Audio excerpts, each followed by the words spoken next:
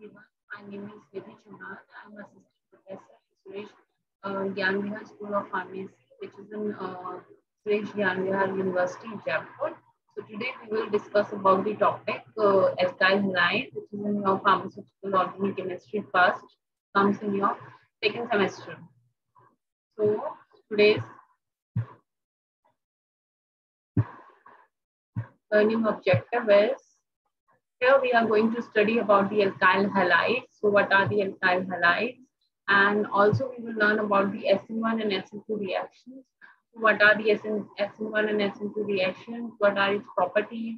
And what are the alkyl halides? What are its physical properties? And how this SN1 and SN2 reactions occur in this alkyl halides. And what will be the student outcome? So here the students are going to know about the alkyl halides, its nomenclature and its property, what the alkyl halide structure is, what is how we can name it, and what are its physical properties. And also we are going to know about the SN1 and SN2 reactions and their mechanism, how these reactions, SN1 and SN2, which are also known as nucleophilic substitution reactions, these are of two types, 1 and 2, and how what are the mechanisms of this SN1 and SN2. The student will going to know or will learn about these things.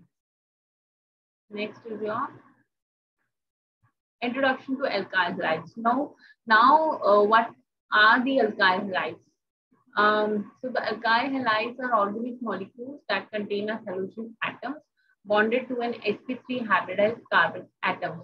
So these alkyl halides are organic molecules. These are also the organic molecules. They are containing a halide. Halide here means the halogen. The alkyl halides contain the halogen atoms, and this halogen atom is bonded to an sp3 hybridized carbon atom. sp3 hybridized carbon atom means here the carbon to which the halogen atom is attached, that is having the hybridization, that is sp3 hybridized. And the alkyl halides are classified as primary, secondary or tertiary depending on the number of carbon bonded to the carbon with the halogen atom. So alkyl halides here are classified according to their classified as primary, secondary and tertiary depending on the number of carbon, that the carbon which is bonded to the carbon with the halogen atoms. So alkyl halides are classified on that basis. On the basis of the number of carbon atoms, alkyl halide is having a carbon and a halogen. So that carbon to which the halogen atom is attached, that carbon is bonded to a number of carbon atoms. So on that thing, the alkyl halides are classified as primary, secondary, and tertiary alkyl halides. So the halogen atoms in halides is often denoted by the symbol H. So the halogens that are present in the alkyl halides, or wherever the halogen atom is present, they are denoted by the X symbol. So here you can see the structure of this alkyl halide here, and this contains this carbon is having the sp3 hybridized carbon, and this is attached to this halogen atom. So the halogen are the X denoted by the symbol X, and this is having the these are the fluorine, chlorine, bromine, iodine. These are the halogens which we are talking about. These are the halogens: fluorine, bromine, chlorine, and iodine. So the classification of alkyl halides. So here you can see that the methyl halides. This is your methyl halides. If this carbon is attached to another carbon atom, then this is a primary alkyl halide, primary alkyl group. And if, or you can say that if this carbon is bonded to a neighboring carbon atom, then this is your primary carbon. And when there is a two alkyl groups are attached to this carbon atom, then this is your secondary. And if there is this carbon is attached to the 3 carbon atoms, or you can say 3 alkyl groups, then this is your tertiary carbon atom. So here you can here These are classified on depending on the number of carbon atom, depending on the number of carbon atom attached to this carbon, attached to the carbon which is already attached to this halogen. So this on this basis, the classification of alkyl halide is given. So here you can see, again I'm telling you that here you can see this carbon is attached on one side to this halogen, and on the another side our alkyl group is present. So when there is one alkyl group is present, that means that this is primary. If there are two alkyl groups are present, that means that is secondary. And if this carbon is bonded to three alkyl group, then that means that is your tertiary. So on this basis, the classification of alkyl halide given. Halide means your halogen, which is denoted by the symbol X. So here, alkyl halides are the organic molecules that contains the halogen atoms, and this halogen atom is bonded to a sp3 hybridized your carbon atom. And this alkyl halides are classified on the basis of their number of carbon atoms, a number of alkyl groups that are attached to the carbon, which is already attached to the bonded, or you can say the bonded with the halogen atom. So, and this halogen atom is denoted by the symbol X.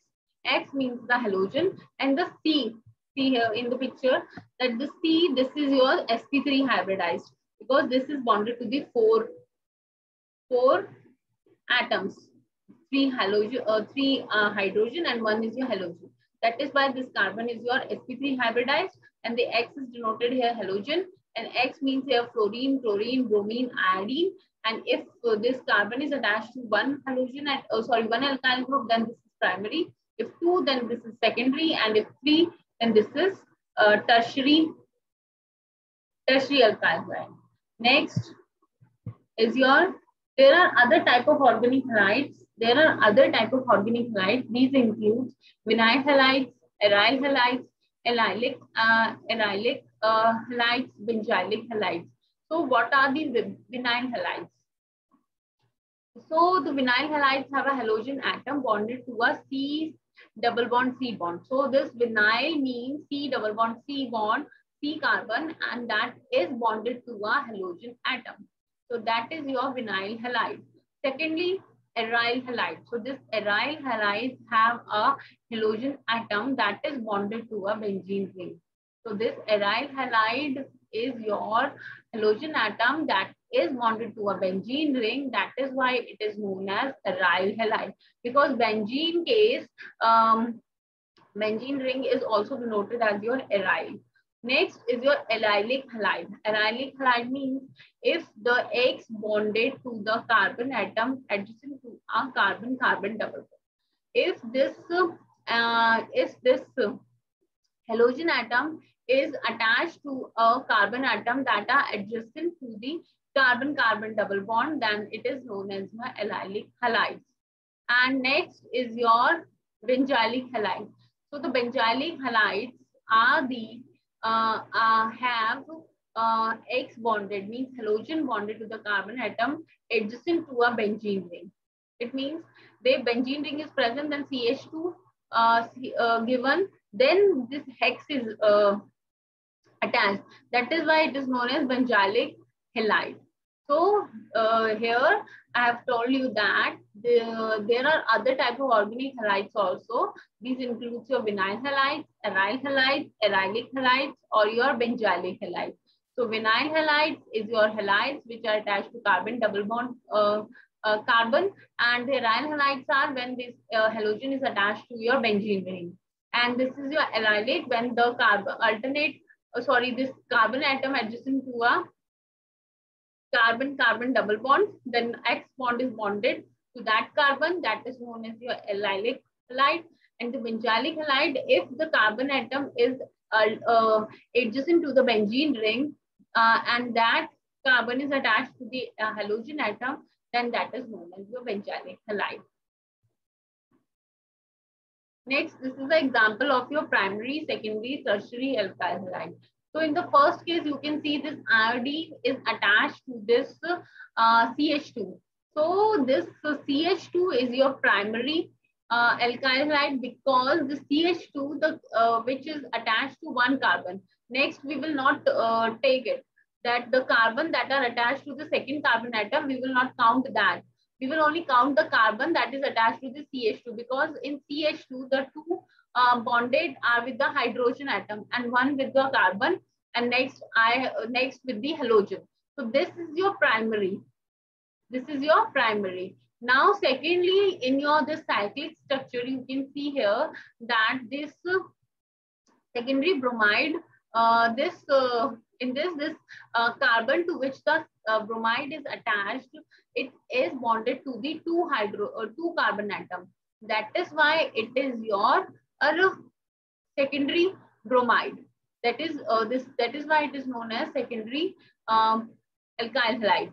After that, the third example is your tertiary chloride. In this case, you can see this carbon atom is attached to this CH2, this CH3, and this CH2. So on the 3 position, this CH2, or you can say CH3 is attached, and then after that, this Cl is attached. So that is why this is your tertiary chloride. So here you can see in primary iodide, it is the iodide is attached to the primary carbon atom, because the carbon that is attached to this iodide is bonded to the only one carbon atom. Next is your secondary bromide. In this case, this carbon atom which is bonded to this bromide is bonded to this two carbon atom. That is why it is known as secondary bromide. And in this case, tertiary bromide, you can see here, this carbon atom to which this chlorine is attached, this is bonded to the 3 carbon atom.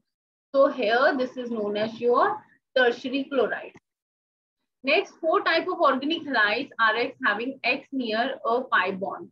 So you can see here sp2. So these carbon are the sp2 hybridized, and that carbons are the sp3 hybridized. So here you can see these sp2 hybridized carbon, either this vinyl halide C double bond C is attached to this halogen, and in this case, this benzene ring. This benzene ring is having this X halogen. So that is why it is known as aryl halide, and this is your vinyl halide. And the carbon to which these halogens are as, these are the sp2 hybridized. And these organic halides are unreactive in the reaction.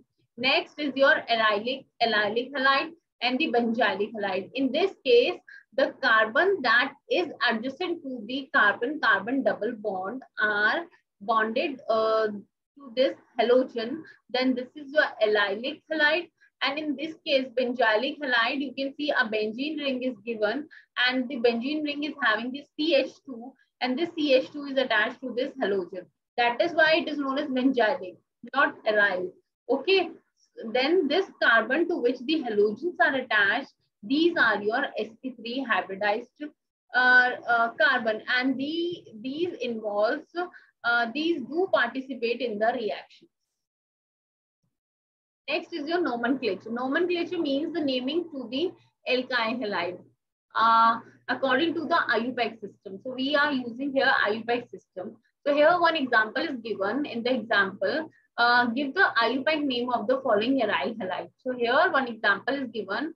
In this you can see CH3, CH2, CH, CH3, CH2, CH2, CH, then Ca2, CH, there is a chlorine, and after that there is a CH3. So here, firstly we have to see the parent chain.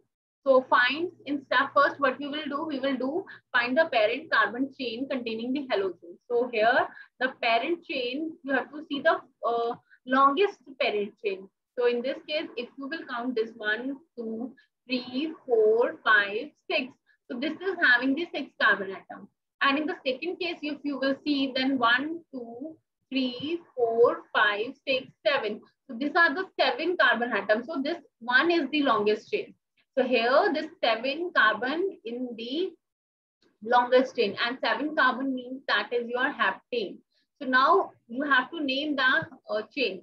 So you have to name, firstly, you have to name the parent chain as an alkane with the halogen as a subsequent bonded to the longest chain. After that, in the second step, what you have to do is apply all of the rule of nomenclature. First, you have to number the chain. See, we have numbered the chain 1, 2, 3, 4, 5, 6, 7, and begin at the end nearest the first substituent, either alkyl or your halogen. Next, name and number the substituent. Up now you have to see that on which position the substituents are added. So here, if you see here on the second position, the chlorine is present, and on the fifth position, this methyl is present. Then we will number it according to the alphabetical order. So C come first, and after then the methyl come first. Yes, M come second. So here, firstly, we have to name this chlorine. After that, we will name this methyl. So here we will use 2-chloro, 5-methyl, then heptane, because this is having a single bond and this is a saturated compound, and this is your alkane. That is why we are naming it 2-chloro, 5-methyl heptane. Once again, I am telling you that if you have to name a alkyl halide, how will you name it? So here example is given. So firstly, we have to see what will be the longest chain. So in this case, you will see that this will be the longest chain. If you will count from here to here, then it is having the 6 carbon atom. And if you count from here to here, then it is having the 7 carbon atom. So you will take the 7 carbon atom as the longest chain. So this is your parent chain. So here you will name it, and this is your alkane because all the carbons are bonded with your single bond. So this is your heptane. Hep means 7 carbon atom and ane means your alkane. So you will name it heptane.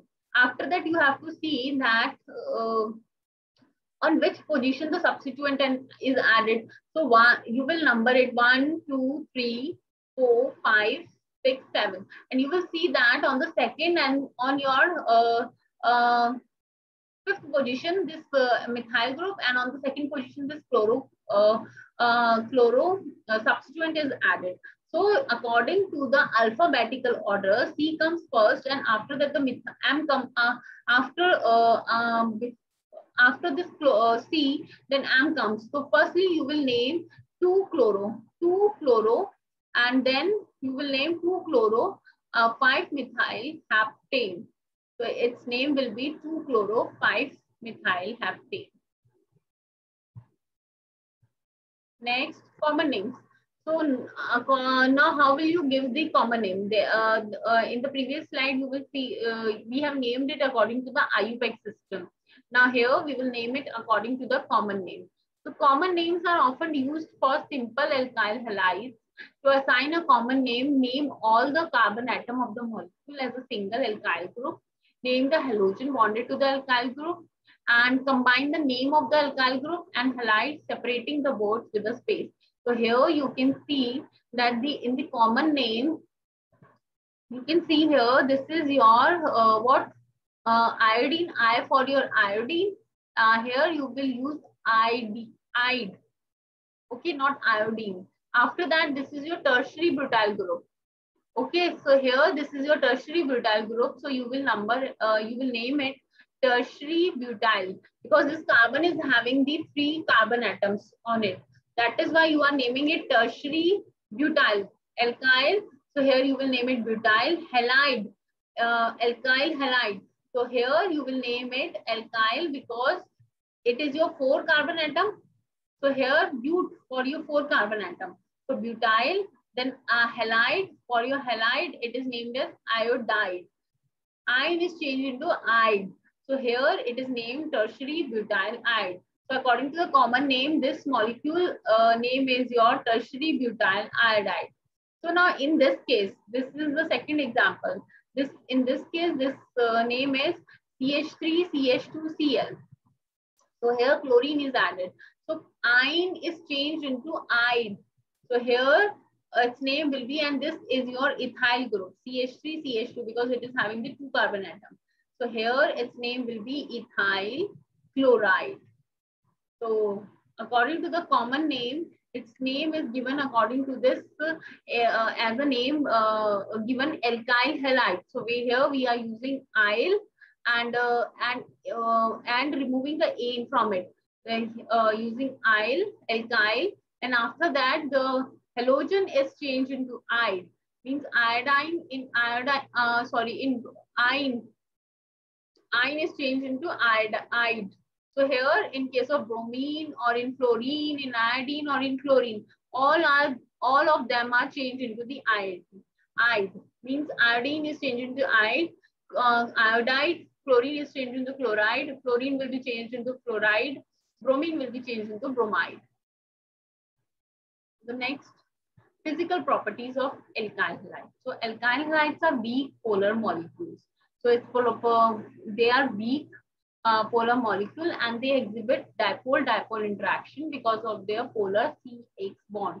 But because the rest of the molecule contain only CC and CH bond, they are incapable of intermolecular hydrogen bonding.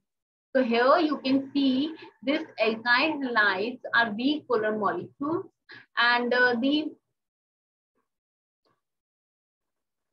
so here they exhibit dipole-dipole interaction because of their polar CX bond. There is a dipole-dipole interaction between this CX bond. Here you can see here dipole-dipole interaction. C is having the partial positive and Cl is having the partial negative because chlorines, bromines or fluorine, this halogens all are electronegative. They are the electronegative. That is why they withdraw electron from here, from this carbon. That is why it is having the partial negative and the carbon is having the partial positive charge. That is equal to here. Negative, positive, this is your carbon and this is your chlorine. And this chlorine is having the negative. In the second molecule, there is a opposite end of these molecules. Opposite end of the molecule or the of this molecules, their dipole interact, because the negative and the positive sign will interact with each other, not will repel, they will interact. So that is why, but because of the molecules contain only, but because the rest, all other molecules are having the carbon-carbon or your carbon-hydrogen bond, so they are incapable of intermolecular hydrogen bonding. So there is they are incapable of your intermolecular, there is no hydrogen bonding in them. Next, your physical properties of alkyl halides. So what are the physical properties of the alkyl halides? Property, boiling and the melting point. So alkyl halide, as it is observed that the alkyl halides have higher boiling points and melting points than your alkanes, which are having the same number of carbon atoms. As you can see in this, this is your ethane, which is having the boiling point minus 89 degrees centigrade. And this is your alkyl halide. This is your ethyl bromide. So it is having the boiling point 39 degrees centigrade.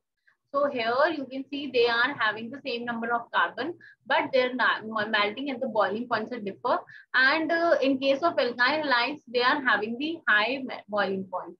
And the boiling and the melting point increases as the size of the R increases. R here means the alkyl increases. As the alkyl are bonded to this chain, then the boiling and the melting points will be increased. So in the first example, you can see CH3, CH2, Cl. And second example is your CH3, CH2, CH2, Cl. So here you can see the melting point of this CH3, CH2, Cl is your minus 136 degrees centigrade. But in case of this CH3, CH2, CH2, Cl, the melting point is minus 123 degrees centigrade. And in case of their boiling point, this ethyl chloride is having 12 degrees centigrade, and here this propyl chloride is having the 47 degrees centigrade. So from here it is observed that the melting and the boiling point increases as the alkyl, as there is a large surface area, or you can say a number of alkyl group are added, then the boiling point and the melting point are increases. So here, as the size of the R increases, as the alkyl increases, the melting point and the boiling point is also increases. Next is your boiling point and melting point increases as the size of X increases.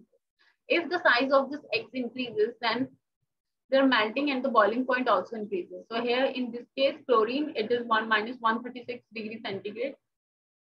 And in case of bromine, it is minus 119 degrees centigrade. And this in this chlorine case, boiling point, it is 12 degrees centigrade, and in bromine case, it is 39 degrees centigrade. So here you can see the more polarizable halogen, then there will be a higher melting point and boiling point. So in this case, bromine is more polarizable than this chlorine. That is why it is having the high melting point and boiling point than this chlorine, ethyl chlorine. And next is your solubility. So here solubility, these alkyl halides are soluble in organic solvents. These are soluble in the organic solvents, but they are insoluble in water. So here from the physical property of alkyl halides, here we have studied that in boiling and melting point of the alkyl halide increases as the number of as the size of R increases, there is an increase of boiling point and the melting point, as well as if the size of X increases, means if the more polarizable halogen is there, then their boiling point and melting point is also increased. Next is your nucleophilic substitution reaction. So what are the nucleophilic substitution reactions? They are also known as SN1 and SN2 reactions. So here over SN1, S means substitution, N means nucleophilic, and 1 is according to their order of reaction. So here overall a nucleophilic substitution can be represented as follows. So here a nucleophile which is having a electron donating property, it in case of this molecule, carbon and leaving group is having the negative, and the your carbon is having the positive. When this leaving group is removed from this molecule, then this nucleophile attack to this carbon atom, and there will be a formation of this bond. So there are two fundamental events in a nucleophilic substitution reaction. You can see here there is a formation of a new sigma bond onto the nucleophile and breaking of the sigma bond to the leaving group. As you can see in this reaction, this nucleophile, there are two fundamental events are happening. First, there is a breaking of this. There is a breaking of this sigma bond. From here, there is a breaking of the sigma bond when this leaving group is removed from here, or you can say when this leaving group is left from here, there is a breaking of the sigma bond. After that, there is a formation of the nucleophilic bond between this carbon and nucleophilic. So here again a sigma bond is formed. So there are the two fundamental events that are happening at this nucleophilic substitution reaction. Firstly, there is a formation of a sigma bond between a carbon and nucleophile. Secondly, there is a breaking of the sigma bond between the carbon and the leaving group to the leaving group. Next, depending on the relative timing of this event, three different mechanisms are possible. So, depending on the timing of this event means according timing of this event, here the three mechanisms are possible. Here you can see here the bond breaking to form a carbocation proceed the formation of a new bond, that is your SN1 reaction. Secondly, simultaneously bond formation and bond breaking occurs, then this is your SN2 reaction. So in the first reaction you can see that if there is a if this leaving group is removed from here, if this leaving group is leaving from here, then there is a formation of the positive charge on this carbon atom. After that, there is a formation of this carbocation. After that, this nucleophile will attack to this. This is known as SN1 reaction. So in case of SN2, there is a simultaneously breaking as well as there is a formation of the bond. So here, when this leaving group break from here and this nucleophile attack to this carbon atom from the back, that is known as your SN2 reaction. Thirdly, SN1, or you can say substitution nucleophilic internal, SNI, you can say. It stands for a specific but not often encountered nucleophilic aliphatic substitution reaction mechanism. A typical representative organic reaction displaying its mechanism is the chlorination of alcohol with thionyl chloride or the decomposition of alkyl chloroformates. The main features is retention of stereochemical configuration.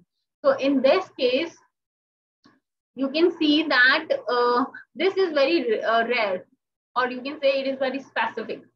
But it stands for a specific, but it encounters, but not often encounter nucleophilic aliphatic substitution reaction mechanism. It is typically represented in case of when there is a chlorination of alcohol with the thionyl chloride, or there is a decomposition of alkyl chloroformates. The main features is retention of stereochemical configuration. So there will be a retention of stereochemical configuration if in these in the product formed from these reactions.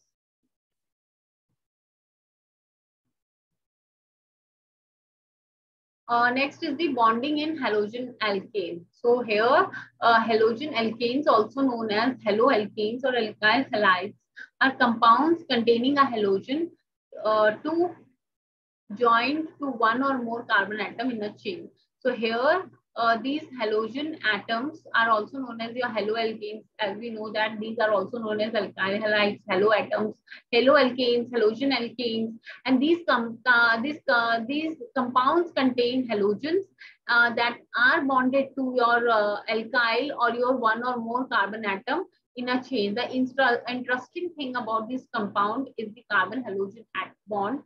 And all the nucleophilic substitution reaction of the halogen alkane involves breaking that bond.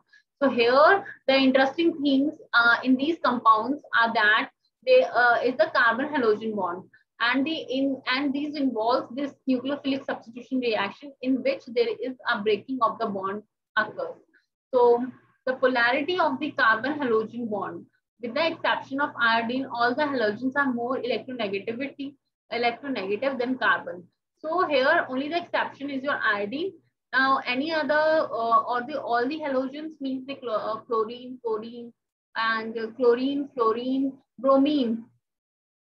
They are more electronegative than carbon. But here you can see the electronegativity values. So here you can see the carbon is having 2.5. Fluorine is having 4, which is more electronegative than this carbon. Fluorine is having 3, which is less electronegative than fluorine, but more electronegative than your chlorine. Sorry, this carbon. After that, bromine. Bromine is less electronegative than this fluorine and chlorine, but are more electronegative than this carbon. But this iodine is having the same value as that of your carbon, and it is also less electronegative than your fluorine, chlorine, and your bromine, and equivalent to the carbon atom. That means that the electron pair in the carbon halogen bond will be dragged towards the halogen end. It means that if the carbon is more electronegative, then it will drag the dipole moment, or you can see it will drag the electron pair from this carbon to its position, from carbon to the halogen. Then leaving the halogen slightly negative.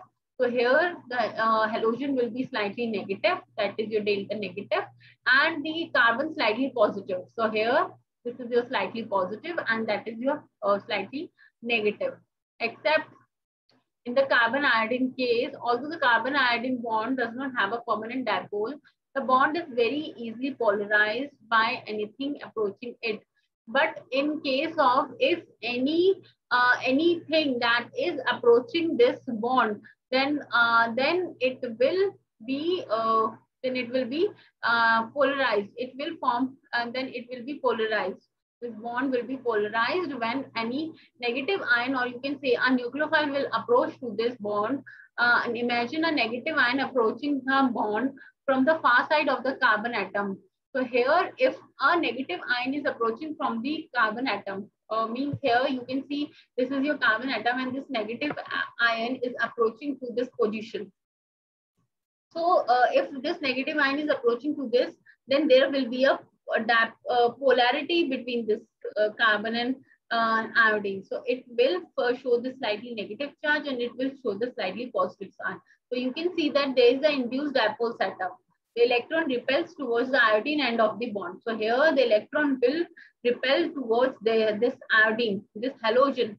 So here fairly small polarity of the carbon iodine bond will be increased by the same time. So here, due to this negative charge or due to this negative charge that is approaching to the carbon side, there is an induction of the dipole between this carbon and iodine, and you can see the electrons are repelled towards the iodine end of the bond, and it is having the slightly negative charge and the carbon is having the slightly positive charge. Now again, now next, the strength of the carbon hydrogen bond. So what are the strengths of the carbon hydrogen bond? So this carbon hydrogen is having 413 kilojoule per mole. Fluorine is having carbon fluorine is having 467. Carbon chlorine is having 346. And after that, chlorine carbon bromine is having 290. Carbon iodine is having 228. So in all of these nucleophilic substitution reaction, you can see the carbon halogen bond has to be broken at some point during the reaction. So here, the harder it is to break, the slower the reaction will be. If you can see from these strengths, you can see that the nucleophilic in the nucleophilic substitution reaction, this carbon halogen bond is to be broken. Carbon halogen bond is to be broken at some point. At some point, this bond has to be broken during the reaction. And if the bond is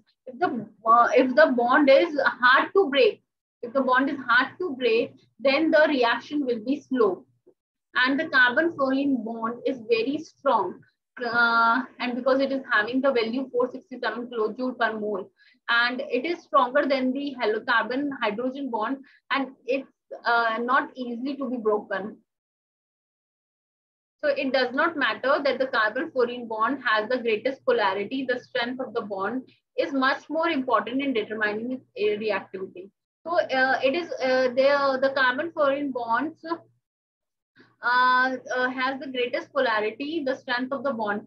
So it doesn't matter if this carbon fluorine bond has the greatest polarity or it is not having any polarity, but the strength of the bond, this carbon fluorine bond, is very much important for the reactivity, for determining its reactivity. That the reaction will be slow or the reaction will be fast. If it is having these, if the strength of the bond is very high, then it is hard to break. And if the strength of the bond is low, less, or even less, then the reaction will be faster. Therefore, accept fluoroalkane to be very unreactive, and they are. Therefore, this fluoroalkanes, this carbon fluoros are very unreactive because they are hard to break, and this reaction will be very, very slow. So here they are unreactive. But in case of other halogen alkane, the bond gets weaker as you go from chlorine to bromine to iodine. As you go from this chlorine to bromine and to iodine, the bonds are easily broken. And they are weak also. That means that fluorocarbon react most slowly, bromoalkane react faster, and iodoalkane react faster still. The rate of reaction is your RCl, RBr, and Ri. So here, this Ri is having the high, it reacts faster compared to this bromo, compared to this chlorine. Next is your first reaction, that is your SN1 reaction, nucleophilic aliphatic substitution. S means substitution, N means your nucleophilic, and 1 means your order. Here SN1 reaction is a substitution reaction in organic chemistry. SN stands for your nucleophilic substitution, and the 1 represents that the rate determining step is your unimolecular. So here 1 represents that the rate determined step is your unimolecular. Here 1 molecular is determining the reaction rate. First, the rate equation is often shown as the first order dependence or on electrophile and 0 order dependence on nucleophile. And in SN1 reaction, the substitution at sp3 carbon, in which a carbon leaving group bond ionizes to form a carbocation immediate before the carbon nucleophile bond is formed. So here in the SN1 reaction, you can see the substitution at sp3 carbon, in which the carbon leaving group bond ionizing, and there is a formation of the carbocation intermediate before this carbon nucleophile is formed. After the living group leaves the carbon, there is a formation of this carbocation. After the formation of this carbocation, then the carbon nucleophile bond is formed. So making faster SN1 reaction. So use a better living group so that it can be, then the reaction rate will be faster and create a more stable carbocation. So the more stable carbocation means the tertiary carbocation is more stable than your primary carbocation. By increasing number of carbon group on sp3 carbon or add resonance to structure. Remember that resonance from one pi bond outweigh stability from one alkyl group. Tertiary without resonance is lower than secondary with resonance. Next is your SN1 reaction is as you here it is same said that the same written that the SN1 S means a substitution, N means a nucleophilic, and 1 means a unimolecular. So here SN1 reaction is your non-stereospecific. That means that is attacked by nucleophile occur from both sides. Here the reaction, the nucleophile can attack from both sides, from the front side also, from the back side also. And non-concurrent means it is having a carbocation intermediate form. So there is a formation of this carbocation intermediate. And again the unimolecular means the rate depends on concentration only on the substrate. So here the reaction rate is dependent on the concentration of the substrate. Means here the reaction depends upon the concentration of the reactant that is we are using in the reaction. And the substrate for SN1 reaction should be, if it is tertiary or conjugated carbocation, can be formed as a living group departs, and never primary. And because the primary are not that much stable. Next is your formation of carbonium ion. So here reactivity of an alkyl halide depends chiefly upon how stable a carbonium ion it can form. And in SN1 reaction, the order of reactivity. So here you can see the order of reactivity will be allyl because it is having the double bond, and the resonance can be formed. Benzyl, after that tertiary is more stable, tertiary carbocation, then secondary, then primary, and then it is your alkyl halide. Tertiary alkyl halide undergo SM1 reaction very fast because of the high stability of tertiary carbocation. Nextly, nucleophile character in SN1 reaction best if more reactive is there. Means if more anionic and more basic it is. Next, living group nature. If it is more stable, then example is your tosylate oxide, and it is having this is a very good living group, and then iodide, then bromine, then chlorine, and fluorine is very poor. And however, tertiary allyl can be reactive under strongly acidic conditions so that they can replace OH or your OR. And the solvent that are used in SN1 reaction is your Protic solvent, because there is a formation of this carbocation intermediate, and this is the rate determining step. And the stable intermediate carbocation highly polar solvent is required. So here the negative part of your polar Protic solvent interact with the positive part and minimizes the energy and make it more stable.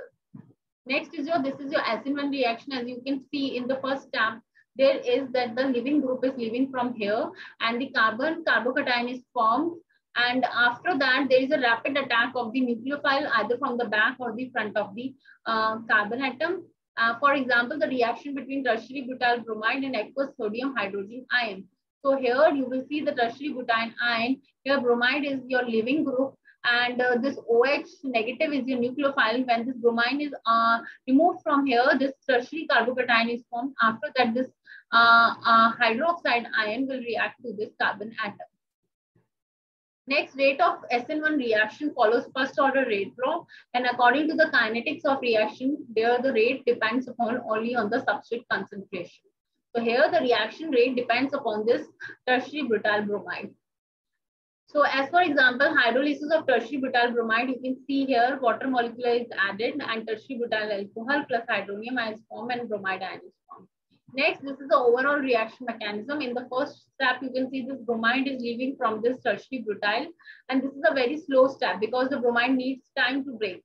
And there is a formation of this carbocation and bromide ion is formed. Second step, you can see this bromide carbocation is attacked by a water molecule which act as a nucleophile, and there is a formation of this alkyl alkyl oxygen ion.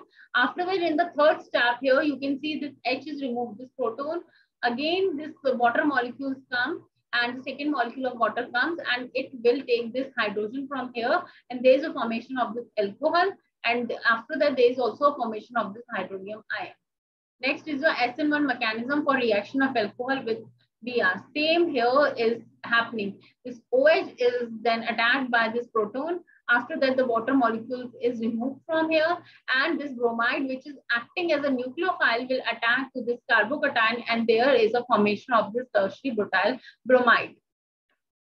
Next is your SN2 reaction. So here SN2 reaction stand for your substitution nucleophilic bimolecular reaction. Means here reaction rate is dependent on the two molecules.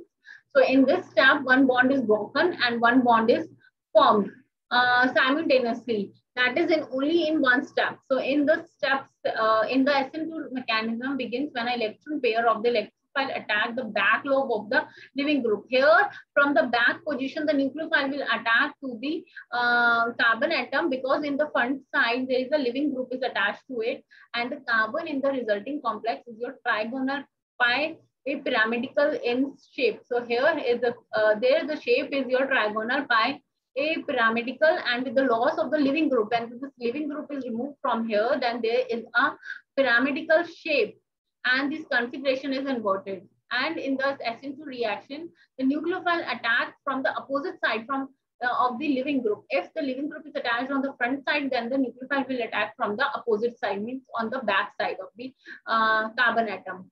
And the bond between nucleophile and carbon forms at the exact same time, and the bond between carbon and living group breaks. And in other words, you can say the nucleophile carbon bond formation and carbon living group bond breakage happens simultaneously, and this is known as a transition stage, where both of them are attached to the carbon atom. Next is your SN2 mechanism. Here you can see that it always proceeds by a rear bond attack of the nucleophile on the substrate, and this process results in the inversion of the relative configuration growing from the starting material to the product. So here there is an inversion, and which is also known as your often called as Walden inversion. So here you can see starting material, and there is a formation of this transition state which is known as activated complex. And after that, there is a formation of this product. So here you can see this nucleophile is attacking from the back position of the carbon atom, because in the front side, there is a living group is attached. After that, there is a transition state is formed. And this nucleophile, when this living group is removed from here, then you can see this stereochemistry, this stereo is your inversion position. So this is your inversion. That is why it is known as Walden inversion. Now, steric hindrance. In case of SN2 reaction, there is a rearward attack on the carbon atom to the living group. If a large number of groups are bonded to the same carbon that bears the living group, the nucleophile attack should be hindered and the rate of reaction slowed. It means if the more alkyl molecules are attached to the carbon atom, then there will be then the attack will be hindered and it will be very slow. This phenomena is known as steric hindrance. So larger and bulkier group, the greater the steric hindrance and the slower the rate reaction. So here you can see here examples are given. In this is your primary alkyl halide. So in this case, only one CH3 group is attached. So here it can easily attack to this carbon atom. So in this second alkyl halide, you can see two alkyl groups are present. So in this case also, it can attack easily to this carbon atom. But in the tertiary case, these all three alkyl groups are the heavier, bulkier and the large. That is why there is a possibility of this OH group nucleophile attack to this carbon atom is negligible, or the reaction rate is very slow. So here the effect of this steric hindrance upon rate of SN2 reaction is that if a small group is present, then there is the rate of substitution is 30. And if large group is attached, then the 1. And if the more bulky groups are attached, then 0.03. And if very bulky groups are attached, then will be 0. So in case of SN2 reaction, it will be 1 degree, primary degree is more. After that, moderate, then secondary. And poor to low is your tertiary alkyl halide. Next, rate of reaction of your SN2. In this case, in case of SN2 reaction, the rate dependent upon the concentration of the substrate as well as the nucleophile. So both in case of SN2 reaction, the reaction rate is dependent upon both of them. So in SN2 mechanism, you can see a substitution at an sp3 carbon, which nucleophile carbon bond formed and the leaving group carbon bond breakage occur at the same time. Factor of active rate of SN2. First is your structure of substrate. So here, what will be the structure of your substrate? What it should be. So SN2 reaction, in case of this, the nucleophile attack from the back of the substrate. So here the carbocation stability. In case of SN1, there should be a primary alkyl halide, but in case of your SN2, SN1, there should be a carbocation stability is very necessary. So here tertiary alkyl halide is very necessary. Nature of your nucleophile. So here the nature of the nucleophile should be, in case of your SN2 reaction, the solution there are, the nucleophile should be a negative charge more powerful than its conjugate acid. Effect of solvent. So polar aprotic solvents favors SN2 and polar protic solvents offers SN1 reactions. Nature of the living group. So what should be the living group? So living group should be your stable anion, and the best living group are the conjugated base of the strong acids. So this is the mechanism of your nucleophilic reaction. As you can see here, the oxide is reacting to this and there is a formation of this halide transition state. So here there is a formation of this halide state. So this is the comparison of SN1 and SN2. Here you can see SN1 is your two-step process. SN2 is your one step. This is your unimolecular. This is your bimolecular. This follows first order kinetics. This follows second order kinetics. Stereochemistry, there is a decimization, but here in SN2 there is a complete inversion. In case of SN1, there is a stability of carbocation is tertiary, secondary, primary, methyl. And in this case, there is a steric hindrance. This is just the opposite of the SN1. In this case, methyl primary, secondary, and tertiary. Here the polar protic solvent is used, and here polar aprotic solvent is used. Here in case of SN1, here should be a weak nucleophile, here should be a strong nucleophile. And in case of living group present, there should be a weak basic and highly polarizable group is present, which increases the rate. Here weakly basic and highly polarizable group increases the rate. In rate reaction, carbocation is formed, here none, and both are in this SN1 even and rearrangement reaction, and in SN2 it is your E2 competitive reaction. Now the question, which alkyl halides out of the following may follow both SN1 and SN2 mechanism? This is your options, and the answer is your correct answer is your B. This is your secondary carbocation. So here this follows both SN1 and SN2. Which of the following halide can give best SN2 reaction? So the options are these, and answer is your A, that is your primary alkyl halide. Thirdly, while alkyl halides are considered to be very reactive compound towards nucleophile. And these are the options, and the answer is your, they have an electrophilic carbon and a good living group. That is the D option. Now, next question, in primary alkyl halide, carbon attached to the halogen atom is further attached to how many carbon atoms? So the answer is your A. Next, the atom which defines the structure of a family of an organic compound and their property is your nucleophile. Next, which of the following alkyl halide would you expect to undergo SN1 reaction more rapidly? So here it will be your C, because it is your tertiary carbocation. Which solvent? Tertiary alkyl halide. Which solvent is used in SN1? So the polar protic solvent is used in your SN1 reaction. Next is your primary alkyl halide would prefer undergo to SN2 reaction. Next is your, which one is not a nucleophile? CH3 plus. Which of the following alkyl would undergo SN2 reaction more rapidly? So this is your C, that is your CH3, CH2I that undergo SN2 reaction. So these are the references of this topic. Here you can study this topic, alkyl halide and the SN1 and SN2 reactions. And thank you so much.